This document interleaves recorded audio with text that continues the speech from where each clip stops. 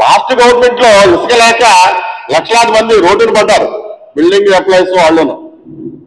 అదే పరిస్థితి ఇవాళ బ్యానర్లు ఫ్లెక్సీలు లేకపోతే లక్షల మంది సంస్థలకి బ్యాంకులు కూడా లోన్లు ఇచ్చి, బీసీ కార్పొరేషన్, ఎస్సీ కార్పొరేషన్, ఏవో కార్పొరేషన్ పెట్టి లోన్లు ఇచ్చి ఈ లోన్లన్నీ ఎవరు కడతాడు? దాని మీద డిపెండ్ అయ్యి ఎన్ని కుటుంబాలు ఉన్నాయి. అవన్నీ కూడా ప్రత్యేకమైన శ్రద్ధ తీసుకుని కార్పొరేషన్ వారు, గవర్నమెంట్ ప్రభుత్వం వారు కూడా దృష్టి పెట్టాలని చెప్పి నేను మనవి చేస్తున్నాను. మరి ఇప్పుడు చిన్న విషయం మీకు చూపిస్తా. ఇవాళ అంటే మనకో రూలు, వేరే వాళ్ళకు రూల్ కాదండి.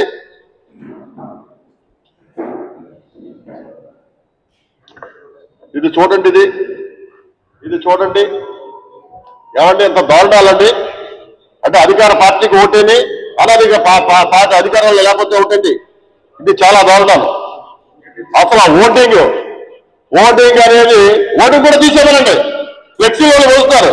పెద్ద పెద్ద ఓటింగ్లు చిన్న వర్షం వస్తే చాలు పడిపోతున్నాయి. ఎంతమంది చచ్చిపోతారో తెలియదు, బైక్ వెలుగులోకి రావట్లేదు. ఓటింగ్ల కంటే ఫ్లెక్సీలకే మన ప్రాధాన్యత పెడతాం. ఎందుకంటే ఓటింగ్ పెట్టుకునేవాడు అపర కోటీశ్వరు. అది పెద్ద కార్పొరేట్ సంస్థలు, ఫ్లెక్సీలు చిన్న సంస్థలు. ఆడు ఏ రోజు కాదు తెచ్చుకునేవాడు. అందువల్ల ప్రత్యేకమైన శ్రద్ధ. చిన్న కుటుంబాలు బ్రతకాలంటే ఫ్లెక్సీలు ఉండాలి, చిన్నవాళ్ళకు లబ్ధి పొందాలంటే ఫ్లెక్సీలు ఉండాలి. ఫ్లెక్సీలు బ్యాన్ చేస్తే మాత్రం ఎట్టి పరిస్థితుల్లో ఊరుకో. ఇప్పుడు